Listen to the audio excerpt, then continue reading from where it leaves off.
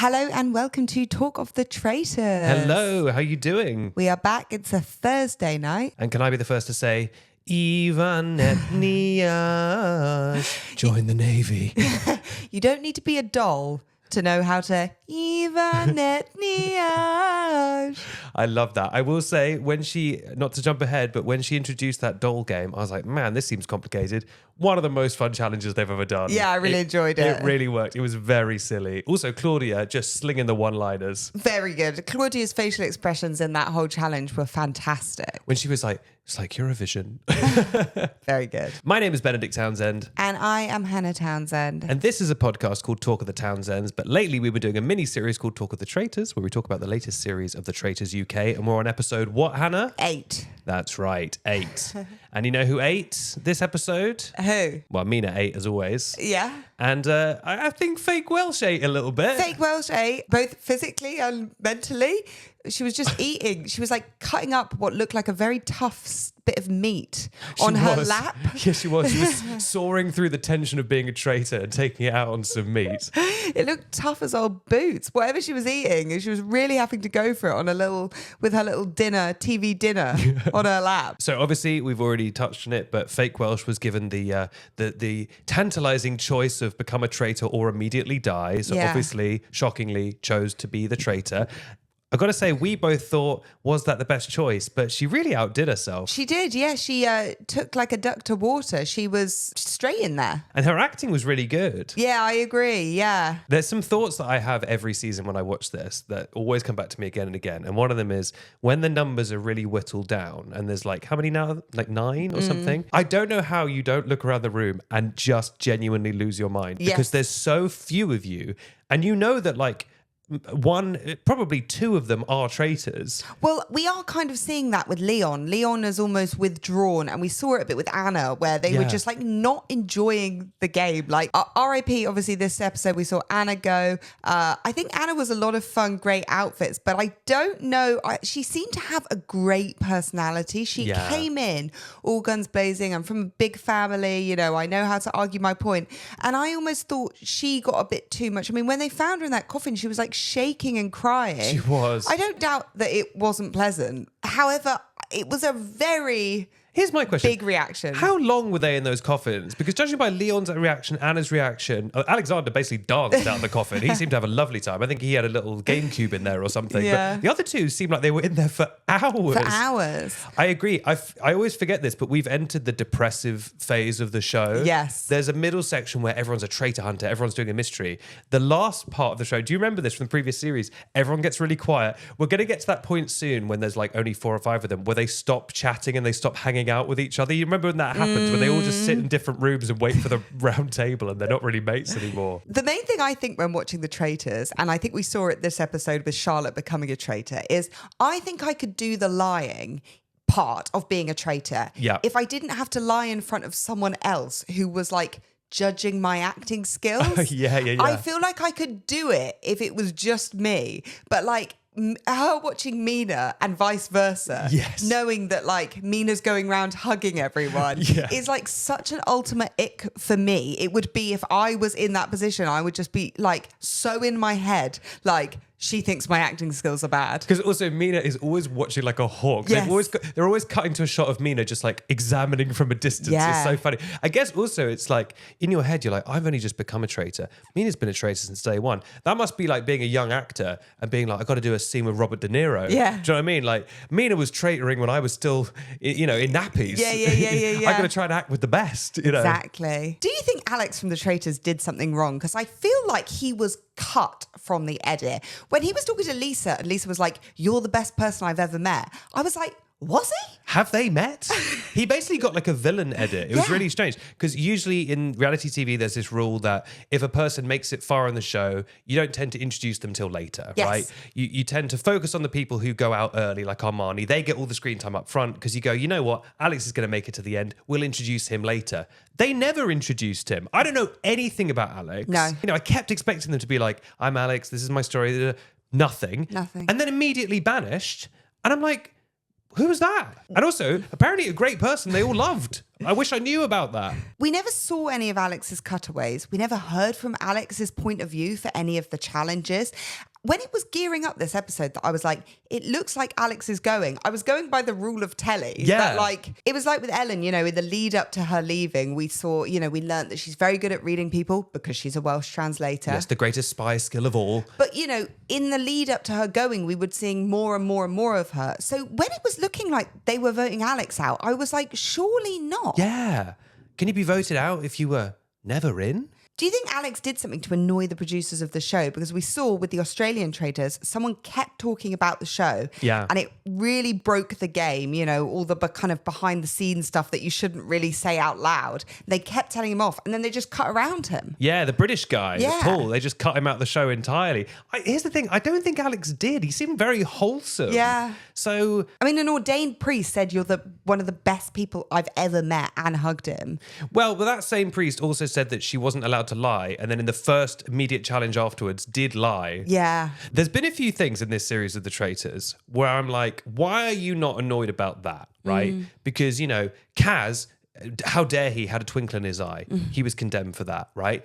Frankie, yesterday, led them all to the wrong grave and got them digging. She took them to 7 instead of 8. Now, if someone else did that, perhaps Kaz, that would be seen as traitorish behaviour. Yes. Because she literally led them up the wrong path. But somehow that wasn't mentioned at the table. That was let go. Again, Lisa literally said, I'm never allowed to lie as a priest.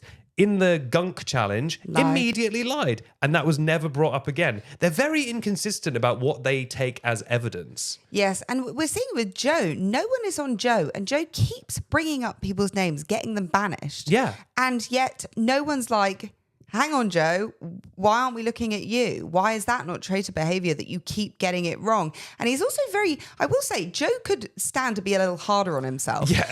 He was just, do you know what I mean? When he was making that joke, he was like, well, you know, we couldn't get 2 in a row. It was like, no, I think you could stand to like take a second here. A little humility, because please. You've done a couple of them now. He did it with Kaz. I think he was part of the Tyler charge as well. Yeah. And we've just seen Alex. Like, I think he could take a second to reflect. Yeah, and also he never says like, you know, it's just the evidence. I think it might be you. He always goes, you're a traitor and you're playing a really good... He doesn't say good game. He goes, I think you're a nasty traitor. Yeah. He's always like very certain and a little bit mean with them. Yeah. And then he gets it wrong. He's basically the best faithful hunter in the game. He's rivaling Mina at this point in terms of eliminating faithfuls. Yeah. Is that not suspicious? This man cannot stop killing everyone? I mean, I'll be honest. I know he's got enough heat on him already, but if I saw Freddie cartwheeling down the hallway, I'd be like, what's that about?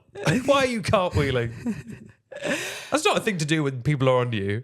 I can't have been the only person that thought when Claudia first introduced the doll and pressed it, that it was Yin singing, are you traitor or are you faithful? I can't, that song is so burned in my head. Did you think that was it? I genuinely hand Oh, on no, I heart didn't think thought that. it was Yin singing that rendition of... What is the original song? Are You Human or Are You Dancer? Oh, of course. By the Killers. So sorry. I only know the Yin version. If you haven't seen that clip, go online and type it in. It's Yin. Yin seemed like such a character. My goodness, we really missed out there. We really missed out on I will Yin. say, I've heard that too many times. That Well, she's posted it like 9 times. She loves singing it. She is such a character. I mean, she was never going to survive more than a week because she kept saying things like, I'm a genius, please kill me. Yeah. But she was such a character. There's 2 things we love on this podcast. 1, the TV show The Traitors. 2, taking accountability. Oh, goodness. What have we got to take? Surely not another. Not Another one. We have been quite harsh to Lisa from The Traitors. We've been saying she has no clue. She's got no idea. Today, out of nowhere, she just went, Mina, Charlotte. Boom. With the chair. Out of nowhere. I know. A stopped clock is right twice at once, apparently. She did bring it back for herself. I will say it was impressive. It was really impressive. She Didn't vote either of them. No, of course not. From of course memory, not. I can't. She went for Leon. She did. She did go. She did go for Leon. That's known as playing a Francesca in this season, where you bring up a lot of compelling evidence for someone and then just vote for someone else. Yeah, but still, I also love that we saw Charlotte's vendetta against Lisa continue. So Charlotte has always been like, what about the God thing? Yeah. The second second she got in that turret to murder, who was the first name that she brought up? Lisa. She was like, shall we kill Lisa? Shall we kill Lisa? Why do you hate this lovely priest? That was the first person she threw out there. Yeah, truly. She was trying to murder her before Mina had even come into the tower. She just had an actual little knife. Speaking of, I wonder what time they filmed those scenes. That must have been a very late night. This is my constant obsession with the Traitors, is whenever they have to film an extra little bit, like their little meeting by the fire, when do they film it and how do they film it without the rest of them getting suspicious? Because I know they apparently take them home from the castle to the little travel lodge, right? But can't you hear that one person's coming in late? Maybe it's different floors. Maybe it's different floors or something, because they're always in the same clothes. They've obviously filmed it on the same day. But like even the Traitors turret stuff, like how do they do that? Do they drive them off in the car and then drive them back? I guess so. I think it's just everyone leaves so separately you can't see where a car's going. I will say, I hope Mina's clocking in for overtime because she had to sit at the death game the previous night. She had to stay up, wait for that, and then give Fuzzia. Yeah, she did. And then again, she had to wait to recruit Charlotte late. And then they had to go kill. Our girl Mina's not slept. She's knackered. That's so true. She and Linda had to stay up. They had to stay up. So they could do the dramatic murder thing. Oh my God. And I bet you the death game took ages to like set up. I mean, obviously they looked freezing, but set up, explain the rules, go through all the filming. Like it would have, it's hours on top of, you know. Yeah. Leanne was in bed 5 hours ago. Because you also think, not to break the illusion too much, but they turn up at the little graveyard, they sit them down, they then got to work out how are we lighting them, how many cameras do we need, let's put this camera, you know what I mean, like everything's so That's why Alexander was blue by the time it started. Sorry, can we top up Alexander's makeup? He's gone blue again. Can someone prop him up? He's fallen over again. Yeah. Oh my God, yeah. Mina's not sleeping. Mina is exhausted. I will say a rare miss from Mina on this episode, because why did neither of the traitors go into the forest? Surely whenever there's a shield on offer, you got to send at least one of the traitors to either get the shield or just to be in on the shield chat. They could have sent fake Welsh in. They would have definitely let fake Welsh in on the secret. They all trust her. Yeah. I thought it made sense that Mina would stay in the castle, but I thought it was really weird that Welshie didn't go into the forest to the dolls. Their argument was that they had both had a shield before and all of the others hadn't had a shield, which I guess does... Has Welshie had a shield? Apparently, fake Welsh has had a shield at some point. I can't remember that. But that was their argument. If I was a faithful, I think I'd be arguing a little bit harder for the shield because if your odds on, if you are left in that castle, you're one of 5, and in this case, one of 3. Yeah. Probably being murdered. I think it's a real bold move to just spin the wheel of fortune and try and go for someone on the outside. Definitely. It also, from a producer's point of view, really mucks with the timings and the schedule because they kind of need to get rid of 2, don't they? Because if no one dies, the show's got to end. There's only 8 episodes, so how do they get rid of another person? Oh, you're right. Yeah, so if they go, because one of the people they've put in the line tonight is Jake, which I feel like is a little bit of producer intervention of let's conveniently put the shield person in the 3. Because sometimes I wonder if they actually, you know how they always pick 3 people? I wonder if they pick those people or if they're massaged towards those people, or at least some of them. Well, that's the thing. If they try and murder Jake and he's protected, I wouldn't be surprised if next episode... it'll be a double murder. They'll do something. There'll be something. By the way, on last night's episode, I should have brought this up. Claudia turns up in Traitor's Tower and she goes, very proudly proclaims, Mina, you're alone. According to the rules of the game, you must recruit. Sorry, what rules of... Can I see these rules? I will say Alex knew about these rules, so it must ring true. There must be... I mean, I feel like we're quite well-versed in Traitor land, having watched so many different series, both UK and international. Yeah. But Alex knew that, like, if there's only one, you are forced to... Because there's a difference between recruiting or seducing and...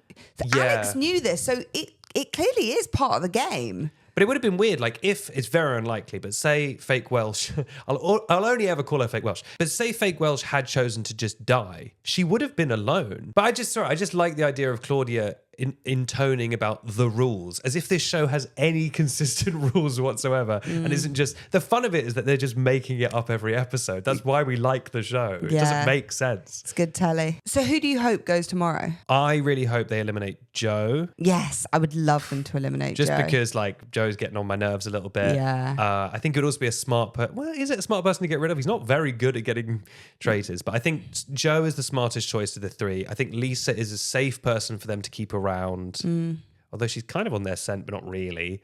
And obviously Jake has the shield. Who do you think? I hope it to be Joe, because I think I think it's his time. Yeah. I kind of like Joe to be banished, but it's just never going to happen. It's smart to eliminate Joe because inexplicably has he ever had someone bring up his name ever? No, even after all the friendly fire. Right, on that note, we're very sleepy, but we'll be back tomorrow with another episode of Talk of the Traitors. Thank you so much for listening, and make sure to follow to get the latest episodes first. Goodbye. Bye.